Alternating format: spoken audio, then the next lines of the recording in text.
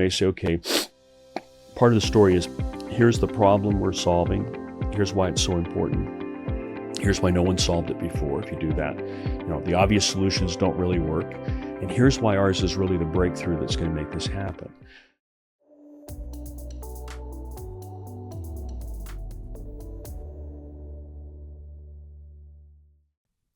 Hey founders, I'm Rahul, a product manager at Block71, and today I'll be having an in-depth discussion on storytelling with Kris Childress. Kris is a chief mentor in residence at NUS Enterprise. Now let's talk to him. Hey Kris, thank you so much for joining me today. No, my pleasure. So today we're going to talk about storytelling, Mm-hmm. and I know that you teach a class on storytelling here in NUS. Yeah. So how would you define a story? Okay, a story is a narrative that engages people. And we often think it has to be maybe something made up or imaginary or very elaborate, but it could just be sometimes as short as a sentence or so, but it engages people in what you're doing. So I like to tell this example one time. There's a story that a man had a dog. He bought a dog, and the dog became sick, and he went to the doctor, and the doctor says, you need to give the dog this pill every day. But the dog didn't want to take the pill. The dog would spit the pill up. He would put it in the food. The dog would eat around it. And no matter what he tried to do, the dog would never take the pill. And finally, he took the pill, and he wrapped it in peanut butter, which the dog liked. And then the dog ate the peanut butter and couldn't disengage the pill and took the pill with it. The pill is what you're trying to get across to people. And the peanut butter is the story. And so I think that's the way of thinking about it, is a lot of times we're trying to get people to understand things. We're trying to get people to engage with what we're doing, but we need to put it together in a way that it's both understandable and appealing and engaging to people. And that's the purpose of a story, whether it's a sentence long or it's a book, that's a story. Yeah. So then storytelling, ideally, you would define it as something, a way for you to communicate Right. that narrative. It's a skill actually coming up with the narrative itself. And sometimes we get involved in how we communicate, how we speak, how we pause. I dealt with a guy one time. He went in, he was trying to do his pitch, and he was really frustrated. He says, my pitch coach is just telling me, like, move your hands, move around, change the pitch of your voice. And he says, nothing to do with the actual narrative. So the first thing is you want to come up with a story. And then you talk later, which is another step, about how do you share that story, whether it's in pictures, whether it's in a spoken word, whether it's in a whatever. I mean, how you do the story is second from first understanding what the narrative is you're trying to come across. Yeah. Let's say you're communicating in a particular language. Mm-hmm. That skill is also important, right? Like then the narrative or the narrative falls apart if you don't have the right sort of skill. Can be, but I always say if you don't have a good narrative, that's even worse. Yeah, I don't mean to offend you when we also say in the States it's sometimes putting lipstick on a pig. It's still a pig. If you don't have a good story to tell, you can really be polished and beautiful visuals. And I've seen beautiful visuals and a lot of practice on how you present, but if the story itself, the narrative, what you're trying to get across doesn't work, it comes across as kind of hollow and people generally won't respond to it. Yeah. So what are some of the key elements of a story then that makes it work? Okay. Well, first, I think it has to be, there are lots of ways to attack this, but one of the things I always say is it has to engage the person that's listening to it. So it really needs to be something that they can understand and relate to in some way.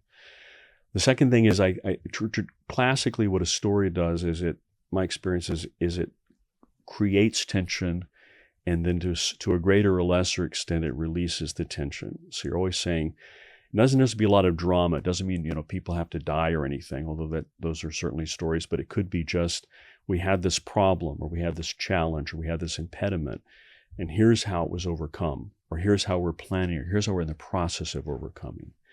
And also stories can be things that are completely imaginary, which I think is what we're used to. A lot of people, when they say stories, they think, I'm going to go see a movie or something that's almost completely imaginary. But stories can also be things about the past, things that have happened in the past. They can be stories about things that are happening right now. Or they can be something that is going to happen in the future. Maybe we want to have it happen, or sometimes we tell stories even about things we don't want to have happen. So like, the whole climate change issue now, there are all these stories coming out. What happens if that's a story about what we don't want to have happen, but you tell it in a way that people can relate to and understand. Yeah. I guess a lot of the times as entrepreneurs, we are trying to tell the story that you want to make happen or what you want to prevent in the future, sort of thing. Right. But the story may begin with what is the problem I'm trying to solve? Yeah. Or in some cases, it may be tied in with what motivated me to do this in the first place. Although we have to be careful. Not all stories necessarily are based, as I think I talked about earlier, based on personal motivation, but it's really understanding what is the nature of the problem we're dealing with. And sometimes if we've been dealing with it for a long time, we forget, as we're telling the story to someone who's not in the space we're in, they may not understand what it means. And so you have to come back and relate it to them. So I used to, for example, sell equipment that does rapid gravimetric analysis. And people go, wow, it sounds very sophisticated. I don't know what that means. And if I just use that phrase and start talking about it, people would just get lost and like, well, I don't even know what this means. But I said, so this is basically a test for something, typically moisture content, where you just weigh something out, you put it in an oven, you bake it off and drive all the moisture off, and then you cool it and reweigh it again. And the difference is the moisture. That's gravimetric, based on gravity. So I'd have to give that little bit of extra insight into the story, but then that would help people to understand what the process was and how we were doing it better, how we were speeding it up, talk about why it's important, why people do that test so many times. So those were stories. They don't sound like stories. They're way ineffective of getting information across, but you have to frame it in the way people understand it, and then say, okay, the problem with that method of analysis, it typically takes 4 hours. And if I need that information to make a very rapid decision in my company, I can't do that because I'm having to wait 4 hours and everything's already happened by the time the 4 hours go. So I need something I can do in a few minutes. And that was the company I work with. We did that. So I can tell the story that way, or I could also tell it in terms of, we went into a company one time and they were changing a process, and they were going to invest like $20 million changing this process. But the thing that was missing was that they needed to have real-time information to change the process the way they wanted to. And I got in and they needed to get one of our systems in very quickly. And we didn't have one available. So I actually took my demo unit as a sales guy and I drove down to the plant and I loaned it to them. Or I met these guys actually between the plant and my home in Ohio, and I loaned it to them. They borrowed it for a week.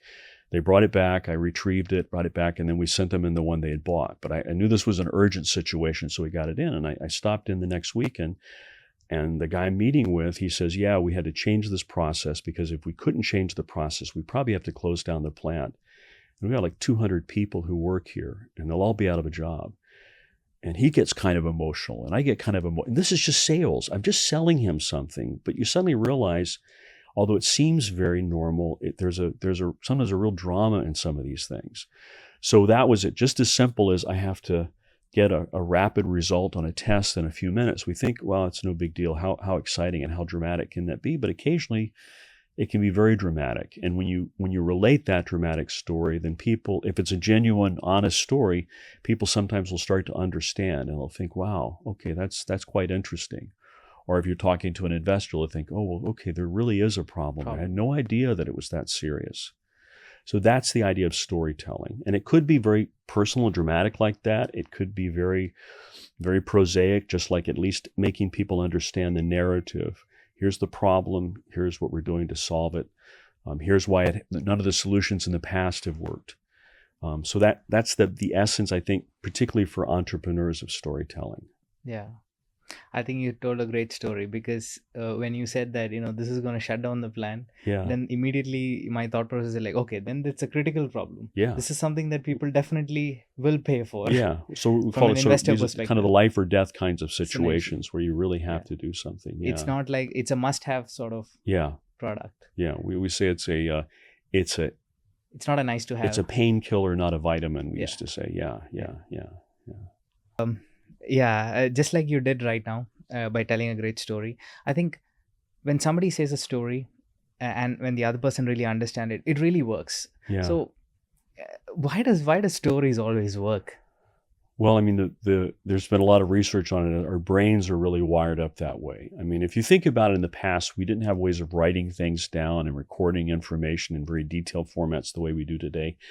And the way information was transmitted from person to person was a story. And so you have, if you go back and guys that study different cultures, they have these, older people maybe came out of an oral culture, they could tell these stories and remember them. If you look at these stories, they're often really well constructed so that they're engaging and they're meaningful to the people that are telling them, and they're easy to remember. And in a sense, what we're trying to do is bring that ancient practice into the modern world and continue to use it in that way, if that makes sense. Yeah, yeah. I mean, I truly understand that this is probably one of the most important thing. Mhm. Like if you want to be in business or in general anything, Yeah, because every single day you're trying to convince people to do something for you. right. So, but how would you define, like, why is storytelling important? Like, what are the different arguments that you would have? Oh, wow. Okay. Well, I think the one is like you just said, is it works. Yeah. So I mean, I've had a number of occasions I get involved. Where I really came into this was I'm a pitch coach. And so I go in and I work with someone on their pitch. And again, they're pitching for funding, they're pitching for a competition. In some cases, they're pitching for sales. And you'd work with them on the pitch and come in and you would find that, again, there's a lot of techniques like how you speak and things are important. But what I often found when I work on the pitch is it didn't make sense. In other words, it didn't relate. Someone who's listening to it doesn't understand it. And I would come back and say, well, let's unpack that and figure, again, what's the problem? Again, it's really simple stuff. And what's the problem we're dealing with in a way that people will understand it? And you have to provide enough context without overwhelming them with detail. And then, why perhaps do the obvious things that people would do, try to solve that problem with, why are they not working? And, here's what people already try to do very briefly. This is an example, not every story. And then at the end, it's like, so here's how we're solving this story. And, then when you come up with that, then people at least understand the core of the problem statement. And if you see a really good pitch, you'll often kind of understand it. I mean, I look back at something like, Steve Jobs, we don't think of it as a storytelling, but his presentation of products, a lot of times, if you structure them, they actually were stories. He was really sensitive to what the audience would understand, would expect people to understand, and he would be very respectful, very simple, but he would present, here is why. So, the classic one was with the iPod. He said, 1,000 songs in your pocket. And in a sense, his story built up to that point. We want to have something that we can carry with us. And it's a story, really. It helps people to imagine something maybe that they don't have now. And he has to understand where they're coming from and where they're going. And yeah, I think a good story, at the end of the day, engages people, not necessarily to do what we want to do, but at least to sort of continue the conversation and dig a bit deeper. So sometimes your first story may be, the classic is the elevator pitch. You're going to get in an elevator and you've got 30, 60 seconds as the lift goes up. Elevator pitch is the American term. The lift goes up, and you've got to say something to that investor that will convince them to meet with you again. And you say it, and hopefully then they meet with you again. And then you have to have a longer story as a part of your pitch where you're going to present to them. And then maybe they bring you finally into the partners that are going to do the actual investment. And then you maybe have a longer story that you give even more detail. And as they ask you questions as you interact, you have to figure, how do I do that? And that's called, we call it narrative intuition. And it develops over time. And it's not necessarily something that will come right out of right as you start. But over time, we can get better at that. And I think that's why it's important. People love to understand stories and have stories and make things clear to them. And then, okay, here's where we're going. And now how can I be a part of that? You're looking for investment, you're looking for a partner, you're looking for a customer. How can I relate to that in a way that I become, in a sense, part of the story? And yet you never really say that. I always hate guys, I want you to be part of this. No, if you tell a good story, they'll want to be part of it. You don't have to actually add that at the end. Yeah. Yeah.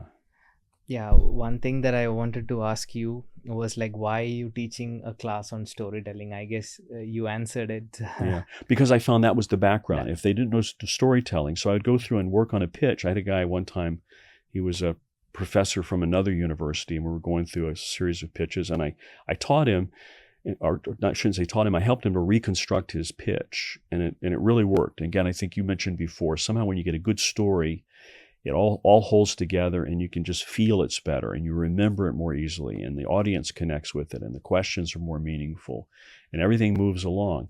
And I thought it was really good. We helped him on that, and he was very appreciative, and it went over really well. Very complex topic, but we managed to make it simple and accessible. I ran into him about a year later in the MRT, and he's excited. He comes to me, he says, "Thanks so much. That was so much great help." He says, I'm using what you did." He says, "I haven't changed a thing." And I thought, okay, I'm very complimented in one sense about that. But on the other hand, I'm thinking, no, ideally you would have the ability to keep changing your story over time. That the story I'm telling at the early stage, when I'm aspirational, I have an idea, or I have a patented technology, and I want to take that, is not the same as the story that you'll tell later when you've got traction and you have customers and you've got your first field trials going. Then you're going to be a different story to relate it to people, and it's going to be the different story than you tell later when you're doing an IPO. It'll probably be a different story because you'll have other things that will have come in, and the things that were aspirational now become reality, or different things become reality. And how do you tell that? And so I think, again, that's why we're encouraging people. We often need help with stories if you're not good at it, but the ideal is over time your own narrative intuition becomes better on Yeah. doing that. Yeah. So if you're a person who's a beginner trying to really get better at storytelling, what are the sort of basic things I know this is a broad question. I would like to get very deep into this. So then, Okay. yeah. I think what's missing sometimes is we need a kind of a simple starting point, and we need to get some level of success. In other words, I would rather have you tell a kind of maybe not really good story, but at least tell a story on your own from your own information, and then we can help make it better. And then hopefully over time, as you continue to work and do that, and you maybe with some assistance, you'll get better and better. You may never be. I mean, guys that are professional storytellers who do movies and things, they'll often tell you it's a huge task. I mean, it's not something that anyone ever says, "Hey, I've mastered it. I could just do it instantly." But you can get better at it. So there are a lot of techniques. There's like the hero's journey. There's the Pixar methodology, and these are really good because they kind of engage you. My concern occasionally is that they're hard to apply to a lot of questions, and they often tend to make things overly dramatic. And not all stories need to be hyper dramatic. Sometimes they just need to have a little bit of tension, but it's meaningful. So the story I gave you earlier, where I helped the company, kind of survive near meltdown, don't all have to be like that. Those are great to have occasionally, but every story, you don't need to fake the story that the world is about to turn upside down if they don't use my product. But something simpler. So I studied, and there's a Randy Olson wrote a book called Houston, We Have a Narrative. And it was, he was a scientist by training, and he came out of, was a tenured professor in marine biology in the US. And unthinkably, he gave up his tenured position and went into making documentary films. And one of the things he did, he says, in Hollywood, he goes and he talks to guys, because he was studying in Hollywood and how to tell stories and make movies. And he said, in Hollywood, you make stuff. I mean, go look at a Netflix. My wife came down one night. We watched a Netflix movie or series, and we ended up like getting kind of binge watching this thing, like 2 or 3 hours a night until we're finished. And you never want, she's like, "Oh, just one more. It's 2:00. We've got to go to sleep." So why is it they do that? And these are generally not kind of life or death, world-changing kinds of topics, but we really get engaged. He says, on the other hand, scientists are often talking about things that really are life and death, world-changing issues, whether whatever position you take on it, things like, climate change and deforestation, or, toxic chemicals. We were talking earlier about fertility issues. All these things are huge. Why is it that many scientists can't make that interesting? And he actually watched a series of American documentary, an American show called South Park, Making of South Park. And I actually found the clip on that. I use that sometimes I'm teaching. And the guy came in and he said, I've got all this stuff. I've got to make it very dramatic. And I find that I have my original story is and. I have just a series of facts, a series of bits of information. But when I replace some of those ands with buts and therefore, he says it makes for better writing. And what he really means is it makes for better storytelling and engages people. So he said, I do that when I'm improving, and I say, where's the but and where's the therefore? And of course, they're doing comedy, but comedy is one area where you tell stories and you really want to develop that kind of tension and stress and release and unexpected things. But he picked that up. He said, and, but, therefore. And of course, he went back and Randy found that it was foundationally based on a lot of very ancient methods of storytelling that had been worked out by like the Greeks, some of the Greek philosophers and orators. But it didn't run it forward. And he said if he used that, he found if he began to use that simple format, there's this, but there's this, therefore there's this, it's changed people's storytelling. And a lot of times what I'll do with a group is I'll say, okay, show me your write-up that you do for particularly for deep tech startups. Show me your write-up that you do. And then I'll say, okay, that write-up tends to be and. And I'll say, let's change it. Let's change it into a story. Let's put the but in. And what you'll find sometimes is there's information that's missing. It's assumed that everyone understands the background of the problem. So we're doing this, but this is a problem. Therefore, we've done this. And I said, as soon as you start to think that way, a story starts to emerge. It becomes engaging, and it tells there's information that's missing, there's excessive information. And people sometimes don't quite get it. Let's assume that you had small children, and there's this point they reach when they actually develop language skills. I remember when my niece and goddaughter got to, I guess she must have been about 3 or 4, and she actually becomes fairly, she has a pretty good vocabulary, she can speak in whole sentences, but her storytelling is really just not very good. I mean, it's entertaining, but she would tell a story and it's just like, and we did this, and we did this, and we did this, and we did this, and we did this, and we did this. And somewhere in there's a story, but I can't understand what she's talking about because she has all these. And then I would turn around to my brother-in-law, her father, and I would say, okay, what is she talking about? And he would say, okay, here's what she's sharing. And he would put it in a story format. He would say, this happened, but in effect, whether he uses the words or not, this happened, but this happened, and therefore this happened. Yeah. And suddenly it becomes a story. And we don't think of it as a story. We don't think of why is his narration of it much clearer and much more understandable and helps us make sense of it versus hers. But a lot of times I find when we're very familiar with a topic, we tend to sort of do the and we don't understand that the audience doesn't understand the things that we innately understand. And sometimes it may also come in, you'll find in the story, you're using words that are used in your own area, of expertise that don't mean the same things in layman's terms. So I remember one time I was talking about guys working on something for microprocessors, and they talked about packaging. And the word packaging in that context is very different than what you and I would think of as packaging. But they kept using that phrase. And I said, you're using this phrase packaging, but I don't understand what that means. Okay, well, it means this. And they actually talked more about the fabrication and layering.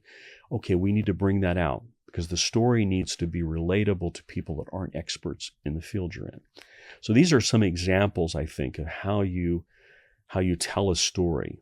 And again, like I said, it's not easy. Sometimes people want to tell it very quickly. And I said, it may take a few iterations and some work, and then you need to revisit it periodically because as you get better at it, the story will improve. Yeah. The interesting thing, the two things that you mentioned, one about just stating facts and the other thing about assuming that your audience knows what you're talking about because you're deep into that problem, right, are the two major mistakes that founders or entrepreneurs make in general, right? Particularly if they're in technology, if they're in deep areas, maybe like you're in, quantum computing or something, you may just not ever used to talking to people. And then, I used to say, can you explain this to your grandmother? And one guy goes, oh, do I need to do it in Chinese? I said, no, not the language, but could you, if you're smart, your grandmother's probably smart. Can you think, how would you explain it to her what you're doing so that she would understand what you're doing and the importance of it?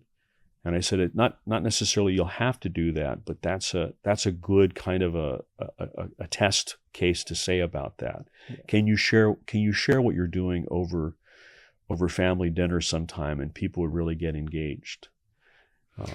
And going back to the story that you shared, right, about Yeah. the product that you were selling. Mm-hmm. Honestly, when you were explaining to me the tech behind the thing, my Yeah. brain automatically tuned out. Yeah. But when you told me about that dramatic story about the company facing the problem and 200 people going out of job, then I'm quickly sold on the Yeah. product. Yeah. That's the most wonderful thing, right? Yeah. You didn't tell any details, but yeah, the way you framed it, I'm kind of sold. Mm-hmm. And sometimes you need to, again, you don't want to lose people. You need to kind of relate sometimes. And again, I'm almost cautious of that because it makes me think every story has to be that dramatic. And a lot of times they don't. Your narrative can be much less dramatic and much simple, but it has to make people say, why does this matter? Why does anyone care about this? And I think that's sometimes what a story does, better than simply just presenting a stream of information. Yeah. So what I think you briefly touched on this in terms of like building tension and then releasing tension at the point. Mhm. But what would you say are components of a great story? Okay, well, I mean, a great story has, and I'm going to say this very cautiously, it has a beginning and an end. Doesn't mean that necessarily the narrative isn't continuing, and in fact beyond when you tell the story, but you should have a start and a beginning, and people should be able to say, okay, he started his story and I know now where things ended up, maybe if they're going on, but I know where they're ending now. The other thing is, I think you need to say a great story is you need to really think about your audience. Who are you talking to? What do you expect them to understand and not understand? And how do you relate it to them in a way? And I think the other thing is that the story should be authentic. I'm not really fond sometimes of these just so stories, or sometimes younger founders they'll make up Mr. Smith, and Mr. Smith has this problem, and it can help a little bit, but it never sounds that convincing, because Mr. Smith is not a real person. You talk about a real person, or maybe you don't talk about a person, but you relate the problem. People connect with that. So I guess, again, a real story is it says, I understand my audience. I understand what I want the story to do. I want the story to get me a follow-on meeting. I want the story to get someone to write me a check. I want the story to someone to do a trial. Whatever it is, I think, what do I want the story to do? Where is it going to carry me? And then what kind of story do I tell? And then the last thing, and it's certainly not the least, is I look at the time I have to give the story. So a good storyteller can tell a great story in sometimes 30 seconds, like the story I gave about the Elevator. The elevator pitch, or the story I gave about the pill and the peanut butter and the dog. It's like, okay, it's 30 seconds, but it doesn't tell everything, but it gets me engaged in what you're talking about. So you find good storytellers can do that. So the time is also important. What time do you have to do? And actually, I'd say, even if you're not given a time limit, set a time limit for yourself, because a 30 minutes winding, rambling, multi-layered novella of a story is probably not going to engage people. So you really want to think, how do I tell it quickly? So I come up with a very short, concise story, and then I have more elaborated versions where I add more information. And that, in a sense, in a good storytelling, will be a series of stories. So think about when you go to see a movie or you read a good novel, you'll find that there's a kind of an overarching story for the whole movie, but within the movie, there are a series of kind of dramatic points. You'll find these little stories occur, these little tiny arcs occur, and if they're good, if they're well done, then it keeps you engaged, and you'll wait till the end of the movie and see what's going on. So that's one technique, and that means that, for example, you may say, okay, part of the story is, here's the problem we're solving, here's why it's so important, here's why no one solved it before. If you do that, the obvious solutions don't really work, and here's why ours is really the breakthrough that's going to make this happen. But if you have more time for a story, you might also include something like, we were working on this and we actually reached an impasse because there was this problem we were trying to solve and we really couldn't solve it. And so, one morning I woke up and I said, what if we did it this way? And we tried it a little bit differently. We turned the problem around and solved it differently. And then suddenly, because then you have people engaged. And again, you have to think about it. Sometimes I think perhaps, although it's changing, some people don't like to be vulnerable. It's like they want this kind of pure success, but people actually like to hear that kind of, it wasn't perfect. We really had to work. It shows we have persistence and we're able to innovate and we're able to be imaginative. So if these are true things, they may be very beneficial to put in a story, and they'll engage people. Like, this is not really obvious. We solved this problem by doing this and this and that. And you know, I have examples of stories I can use in my own life. I can give you an example. So a very quick one. I was working for a company later after the company I mentioned before, and it was a friend, and he called me, and it was a big city in the U.S. He called me, asked me to come in. They had set up a company that was going to help commercial enterprises, predominantly buildings, to move from utility supply, tariffed electricity, to alternative suppliers. They just had started to open the market like they did here in Singapore back about 15 years ago. And it was a complex process, and a lot of people were afraid to do it. They didn't know how. So they'd actually put this process together. They said, give us one bill. We can pull the data off the online source. We can type everything into our computer model, little spreadsheet, very, very well done spreadsheet, and it will tell you, can you save money by going on an alternative supplier? And it's very accurate because it has all the information built in to do that. It's a very sophisticated model. The challenge they were having was that the data was completely different from the source they had online and the model itself. And I mean, you know, one is in columns and the other is in rows, and one is in reverse time order, and this is January to December. And so people were trying to hand type these in, and it was arduous. It would take them 30 minutes, and they had lots of errors, and you have to go back and double check, and another person would have to double check. And it took them like 30 minutes to maybe an hour sometimes to do a single analysis. And that was fine because they were doing a few large buildings and it was all right. But suddenly the city they were in had said, we want you to do this for all of the city electricity accounts. And suddenly they have 500 of these. And I'm talking with my friend because he's hiring me on to be his technical director. And he says, we're gonna have to hire people and buy computers and set up a whole room to do this. And I looked at it and I'm saying, but wait a second, the data coming out of the online is already in digital form. Why can't we just like import it? Oh, we looked at it. It's very expensive. As a team, they said it would take them a month and cost $100,000. And I'm like, I think that's too expensive. I think there's a better way to do that. And I'm not a coder or anything, but I know enough about spreadsheets. So I go in and actually figure out, I can hand do it. I can copy it by hand and paste it in and reorganize it. And I can do that faster, but it's very tedious and you got to be really right on the, but I said, I found there's this thing, people use them called macros. Yeah. And I can actually record those tasks and have a button on the spreadsheet. And so in about a day, as I figured that out, I said, okay, if I take the data, I put it in one spreadsheet, intermediate spreadsheet, pull it in, reorganize another, send it over to the model, we can do it in about 3 minutes.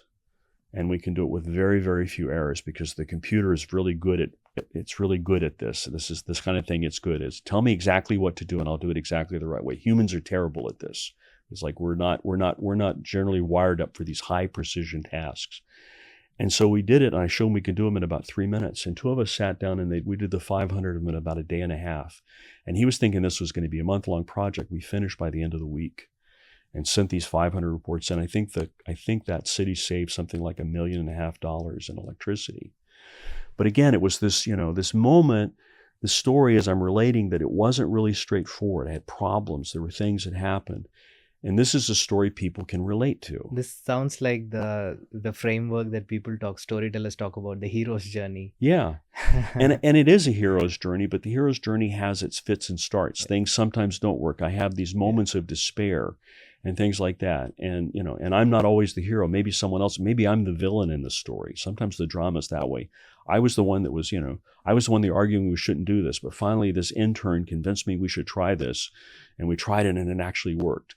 And again, it sounds like it's a certain level of vulnerability, but it engages people in the story you're telling. And again, you use these selectively. You don't all these tools are not something you use every time, but it's an example of a story that people will relate to. Yeah. Just going back, you mentioned about the different length that you need to have your story prepared, right? Like, so from a entrepreneur or founder perspective, what are the different lengths of stories that you should ideally have in your, Okay, well, there's a first one. I kind of match these to pitches because it's the same thing. Your story is getting someone engaged, and that's really like a pitch. So it's a version, and so I'd say there's the one is the very shortest, or the 1 minute pitch is someone says, "What do you do?" So they come up to you. You're at a party, or you meet someone the first time, and they say, "What do you do?" And I was sitting one time with one of my startup teams. He'd gone out to dinner with a few of us, and these were friends of mine he didn't know. And so we each go around the table introducing ourselves. And this guy's a lawyer, and this guy's a doctor. This person's running their own company. And they come around to the startup founder, and he says, "Oh, I'm heading up a startup in like this space, just like I'm heading up a startup in like food and beverage." And that's how he's going to describe himself. And I'm sitting next to him, and I'm supposed to introduce him. I says, "Wait a second, I'm his mentor. This is not what he does. He's not really told you what he did." And then everybody at the table's like, "What do you mean?" I said, "What do you really do?" And then he kind of like stammers a little bit, and he's trying to explain it. And I said, "He does this." And again, I tell it in a very short, like 1 or 2 sentences. And I said, he's created, I don't want to go to his story specifically, but he's like created the Tesla for coffee makers, or whatever it is. And people suddenly really understood it. And people find the whole topic was really interesting. Then we get in these conversations, and people start talking, and they're interested in what he's doing, and they're asking him questions. And so, where are you? And when are we going to see this product out on the market? And I really like to try that out. And I'm trying to look for investment. Oh, well, I know someone who might be interested. Let me introduce this person. But if he hadn't told that story, if he hadn't summarized in a kind of an interesting, engaged way what he was doing, which I forced him to do, he really wouldn't have had, I think, that kind of a conversation. So I think that's the first one, that it's the what do you do? And can you come up with a very short, very brief narrative, 1 or 2 sentences, almost a tagline, but it gets people engaged. So that's the one. The next one is, I think, is what we talked about before. It's the American elevator or the lift pitch, or the I've caught you at the water cooler, and I've got 30 seconds, maybe a minute to tell you. And again, it can't be too confusing, and I need to be able to relate it in a way that is understandable. So that's also a slightly longer story or a pitch. And how do you tell that? Then there's typically like the 3 to 5 minute, which is a more formal pitch that you might give in a competition or in a group presentation, public. And in that case, you may start to have visuals and things. Typically, when you're doing the first two, except unless you maybe have a product example or something to show, you're probably not going to have a lot of visuals. And I've actually seen guys doing lift pitches, and they're like, "Let me show you, I've got my accordion deck or whatever." No, you don't do that. It's got to be verbal. But the longer ones, you may start to have slides. So you have, again, a few simple images, a few simple words, but again, you tell your story, and you begin to have more of, again, the and, but, therefore. We have this and this, but this happened, therefore this has happened. You start to get that structure into it. The 3 to 5 minute, and then you have maybe the full-blown pitch. And that's, again, a longer story. And you're going to have more people involved because you're going to start talking about your team. You may talk about the investment you have already. You may talk about successes you already had. You have a longer story. And you're now starting to get not just the more and more of not just the basic story arc, but you're starting to get maybe these little kind of mini stories inside of these little dramatic bits. And that's more the traditional pitch. And then beyond that, as you work on it, you try to come up with some good stories that you can tell that engage, like you're meeting the partner and he's giving you now an hour and he really wants to talk to you and really find out. So he's going to ask you questions. Then ideally you're able to tell things in a kind of a story to relate it to them in a way where you're not just kind of dumping bald facts on him. So all of those are stories that you think about it, but in a sense, if you do it right, sometimes you'll find that the very shortest story at the beginning is the core of the longer stories. And if I hear your what do you do story and your elevator pitch and your 5-minute pitch and your 10-minute pitch and your hour, you can sort of see that they're kind of increasing elaborations and enriching and building on that basic story that you had at the beginning. Yeah. And also, expanding on this would also be the different formats, or like, okay, so you mentioned when you're in a live setting, Mm-hmm. I'm trying to communicate something to you, Mm-hmm. then it's like a lot of sort of live one-to-one Mm-hmm. active conversation. Mm-hmm. So that's one thing, right? Like, but storytelling, it's a completely different thing when I'm maybe presenting to a group. Right. Both are active, but two different sort of. Well, both are active. One is interactive, more Yeah. interactive. Although occasionally group settings can be interactive, but typically one-to-one is more. One-to-one is more likely to be interactive because you have to be prepared that the worst thing is to sort of give someone a great little story arc and they get excited and then you kind of, Then I you don't know can't what to answer. do. So you really need to think kind of like, okay, I'm going to tell this to you and then here's what you may ask, or maybe it's unexpected. I need to kind of practice, rehearse a bit to say, okay, how do I carry? And again, like the shortest one, the what do you do story.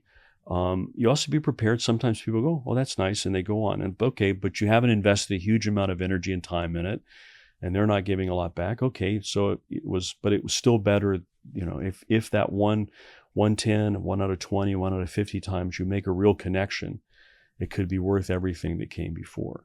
Yeah. So I'll tell another classic story about that idea of that 1 minute pitch and how it sometimes works unexpectedly.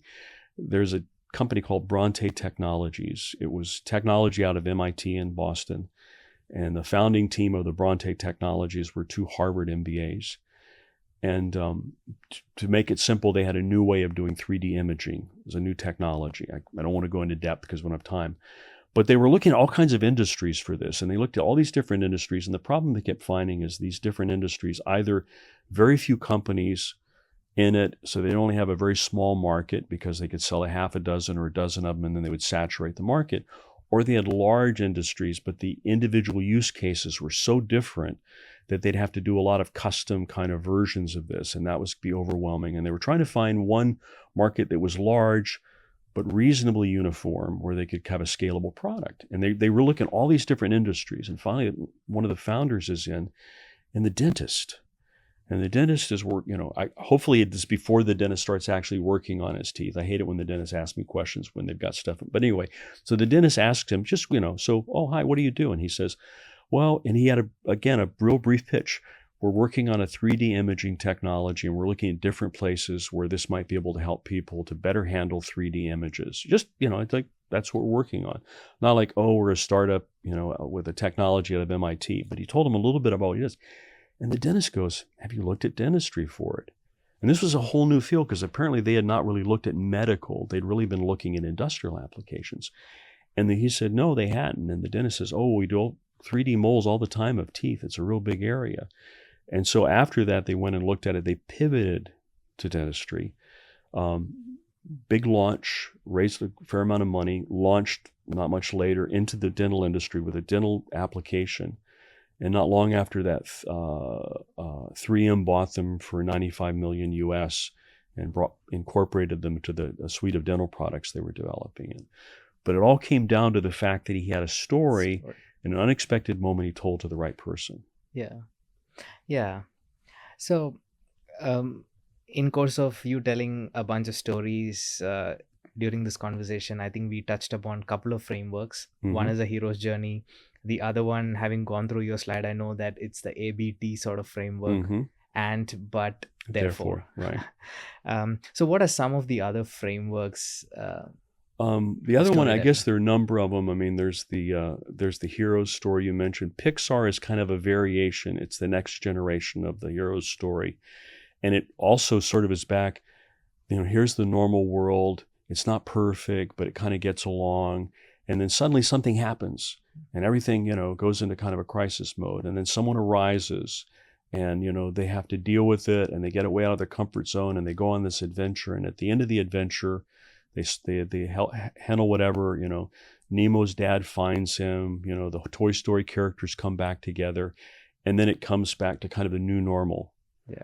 And that's also a powerful story format. And if you watch a Pixar movie, every Pixar movie is some variation on that. It may be different characters in different circumstances, and so the details will be different, but it'll have that arc. Yeah. And it resonates with us because we like this kind of this tension that's created and this release of tension and all. Again, I would claim that there are lots of little tiny dramatic arcs within it. I meet a new friend. We have this challenge that this thing is about to eat us or whatever it is. They'll have those, the one of the toys is about to be thrown away or sold or whatever. And so these crises come up, but these are these little mini arcs that keep coming up that drive the story along. So that's Pixar. And the other thing is, beyond just the story arcs, is also, we love to have stories, if it's not artificial, we love to have stories with characters in them. And sometimes the character, we do this simple, like, well, there's Mr. Smith, and he had, and again, those can work, but sometimes they sound a bit dry and a bit too perfect.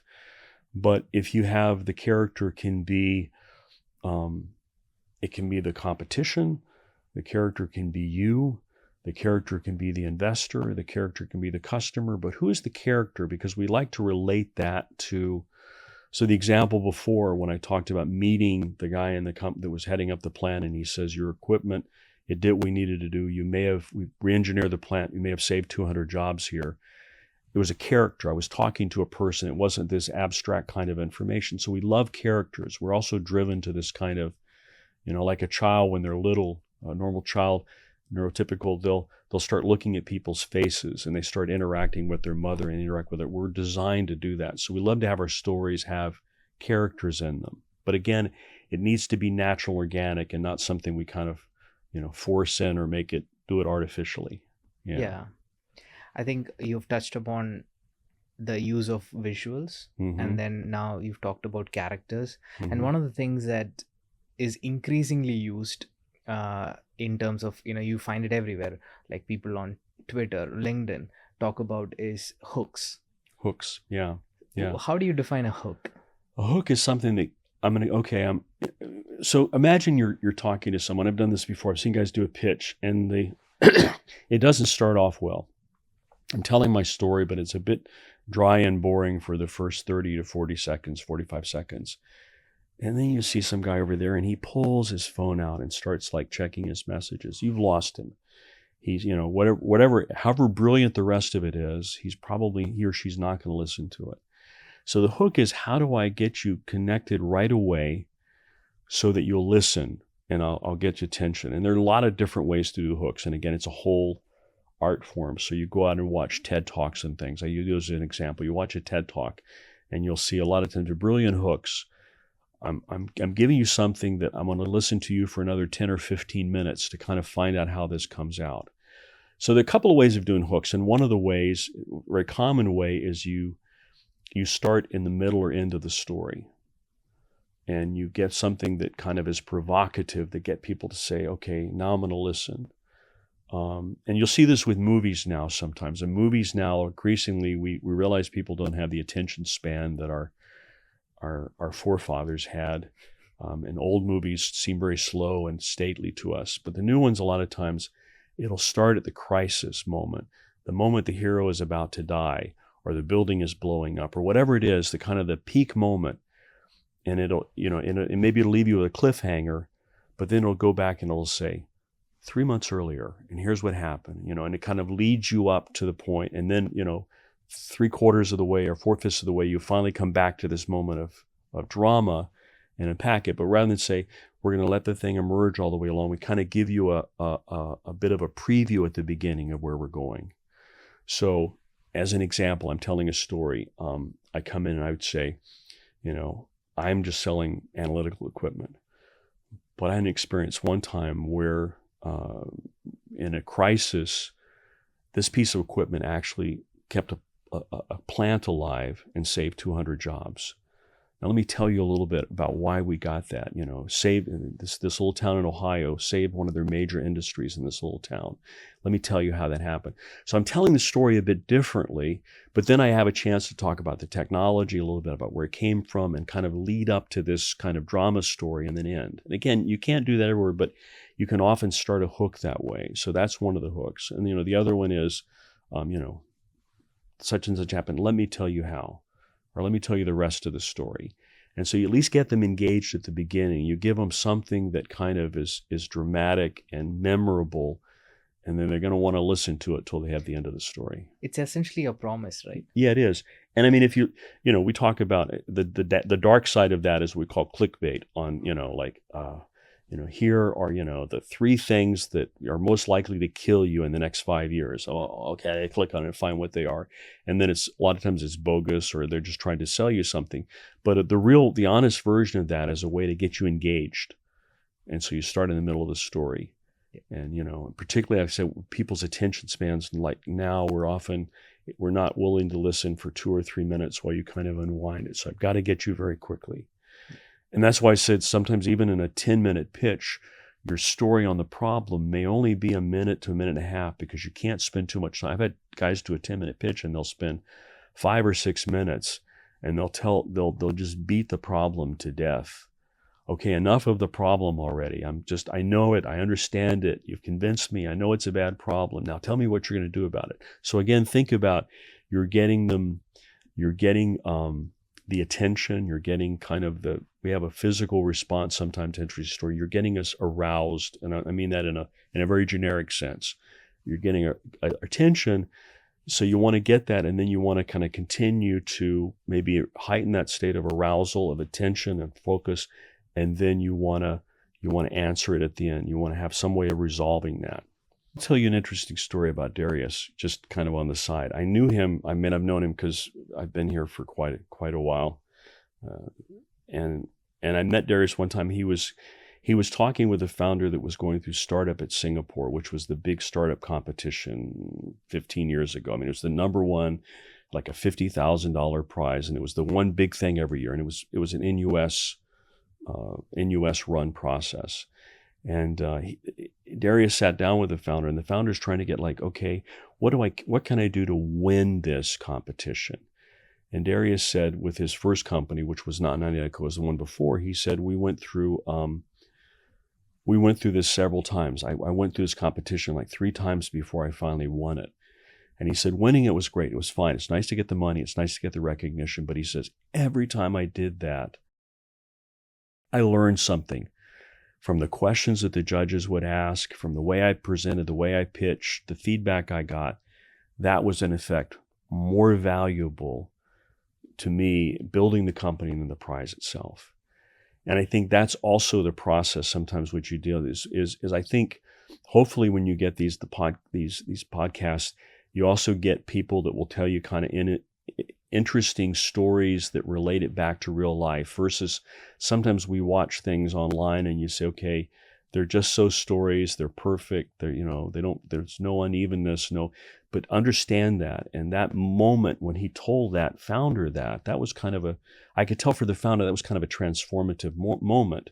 It's like, sometimes it's not about winning. And that's like, what do you mean it's not about winning? Sometimes it's about the process of getting there. You will win eventually, but you have to go through these processes. There's a lot longer learning cycle to it. So Yeah. Hopefully that's also something that will come out of these podcasts. Yeah. So what do you think should be the hook, if I were to tell the story of this podcast? I would say the hook is that storytelling is foundational to any company, particularly to a startup. Yeah. If you can't tell your story, then you're probably not going to succeed. Almost every effective startup has the ability to create and relate their story to people. Yeah. I think I've seen your deck on storytelling, and I've heard you use Gary Vaynerchuk quote on how storytelling is probably the most underrated skill in business. Absolutely, yeah. I genuinely think so, because it's like a resource building technique that you have, right? Right. Whether you want capital, build a team, or get customers, Right. or anything else, Right. if you can tell a great story, it might happen. So here's the final warning I'll give you, and I think I want to give the good. We've given the bright side. Now let me give the dark side. Yeah. If I use the name Elizabeth Holmes, Exactly. okay, there's the dark side of storytelling, and we have a number of these. And you make some of these guys; they're actually very skilled. Somehow they have this ability, this reality distortion feel. They can tell stories. They can somehow relate and connect to people. So the other side of it is I always tell people it's good to be able to tell stories, but your stories should be based on real stuff, real stuff you're doing, real aspirations you have, real places you think you can go. What I don't want to do, I don't want people to do is to say, I can kind of throw everything together, but at the end of the day, it doesn't matter. I have a great story. And I said, a great story may carry you for a period. It might get you some investment. It might get you your first sale. But if there's not substance behind what you're doing, if you don't really have the passion to create a product, to meet customer needs, to go out and work in the market that you're in, then the story becomes kind of a dead end. You may have I've met guys occasionally, wonderful stories. I mean, Elizabeth Holmes would be an example. But at the end, when you start, I was a biologist, and when I heard about the idea the first time, I'm like, I don't think you can do that. I don't think that's really possible. But she convinced people.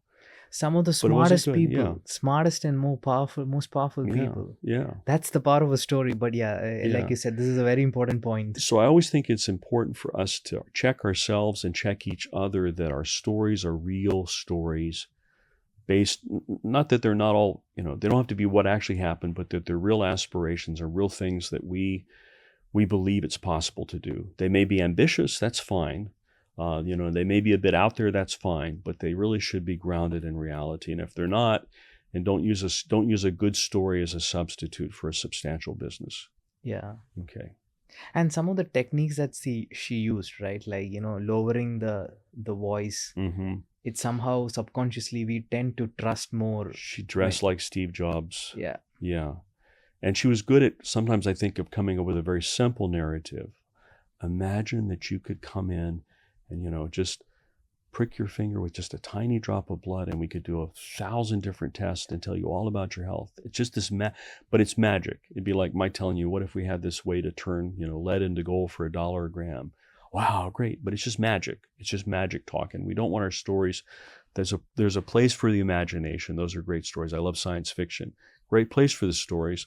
But then when you come down to a business, you have to say, are we really doing stuff that we really believe can be done, really possible? And let's ground it in that. Yeah, this is wonderful, Kris. If you're a founder watching or listening this, I think you should probably learn storytelling from Kris. Is what. Thank you. Yeah, I thought after going through his presentation, now having this conversation. Yeah. Okay. All right. Well, thank you. It's been interesting. Great to relate some stories too. Thank you. Okay. Thank you.